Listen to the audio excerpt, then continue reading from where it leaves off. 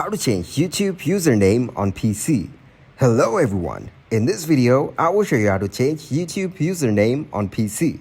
First of all, open the web browser. Select your profile to continue. Then open YouTube. Click on profile icon from the top right corner. From your account, click on your channel option. Go into channels. Then click on the customize channel button. After that, click on basic info. Here you can see the name block. Now you can change the name to whatever you want. Then click on the publish button. Go back to the previous page. Refresh the page to see the change of name. As you can see from your account icon, the name of your channel is changed. Now you can see your new name. You can also see the new name by clicking on the profile icon from the right corner. Thank you guys for watching this video. Hope you got some value. Make sure to like the video and subscribe to the channel to get notified for new videos. See you in the next one.